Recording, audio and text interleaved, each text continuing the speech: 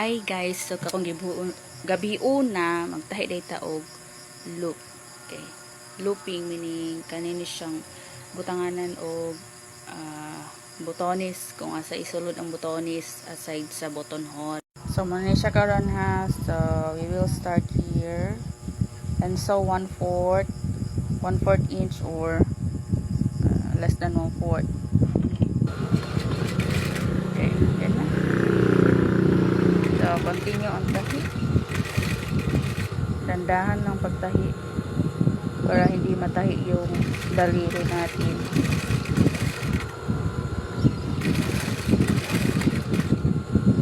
May umawit doon sa kabila. Ayan na. Okay. Then, pagkatapos yan, babaliktarin natin. Daya na pagbaliktad ng isaw. Okay. Lang.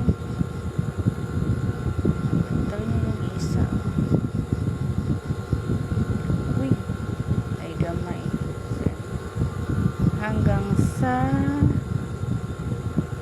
matapos ulit na rin. Ayan.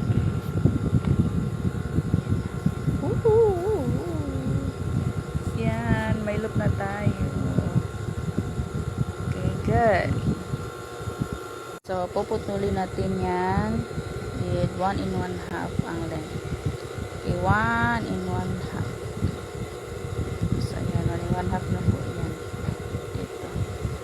1 1/2 yung laki. Okay, so magkakatayo ng 5 pirasong loop. So, isa, dalawa, tatlo, apat, okay, and 5. So, yan na. So, sa susunod, i-attach natin sa blouse. So, ito yung pang Thursday uniform po natin, uniform ng mga teachers. So since loop yung ginagamit nila, so loop din yung itahi natin. So ito na po yung 5 marka ng loop para sa loop 1, 2, 3, 4, 5. So simulan na natin pag-attach ng loop. So, yung loop, iabot lang po natin yung dalawang end niya. Okay? And then, ilalagay sa linya. So, linya lang po yung pagtahi ng loop. So, be sure po na maayos po yung pagkalagay niya. And then, sa last, ito.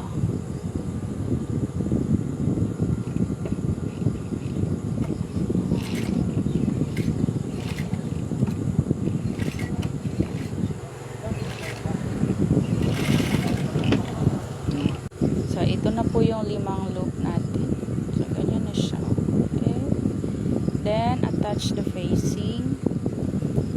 Hindi naman pwedeng i-flip natin yan. Tapos, may nakikita tayong seam allowance dito. So, dapat naka-hide po yan. So, dito na. I-attach natin yung facing. This facing, style facing is decorative facing. Kasi, ang facing na ito is ma-face po siya sa right side. Tahi na natin 1/4. Yan. Then, continue hanggang sa baba. Pero, i-follow po natin itong stitches na to kung saan naka-hold yung loop. At ito na.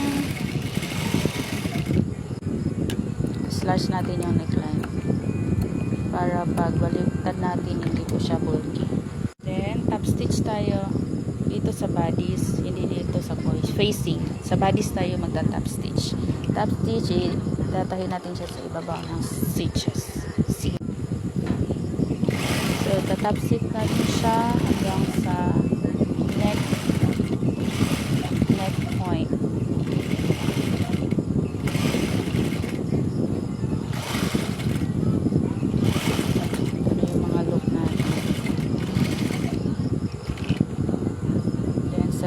Part na tayo.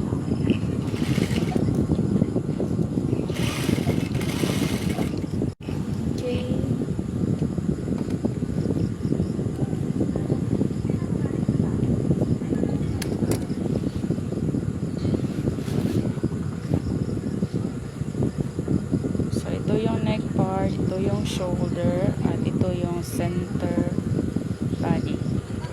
So this is now the loop is being attached. So may top stitch po siya dyan. So itong decorative facing, i-close na natin yan. So by folding 1/4 inch bots dito sa gilid niya. Okay, bababa po yan. So let's start. So sa mga beginners, gagamit talaga sa pins. Pero ito pwede naman hindi gamitin kung sanay ka na. Pero di rin may iwasan na ma-move yung fabric. So kailangan siya ng pins. Okay. So dito okay lang. Ma-hold ko naman ng mga kamay ko. So nilalagyan ko na siya ng pins. Continue sewing. Hindi kinaya ng power. Kaya may pin.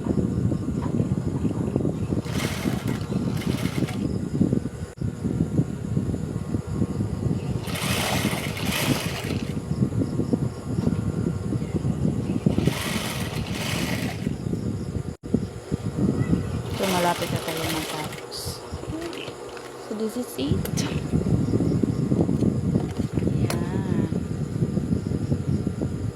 So, ito na ang look natin. So, malinis po ang pagkagawa niya. So, ito na yung mga design ng Thursday uniform. Pero sa likod, malinis po yan. Sunod. Okay. Walang cut. Okay. Patching lang po yung style. So, ipapakita ko na sa inyo yung natapos kong look. So, ito na. Okay, so there are 5 loops. 1, 2, 3, 4, 5. So, easy lang. Madali lang. Okay.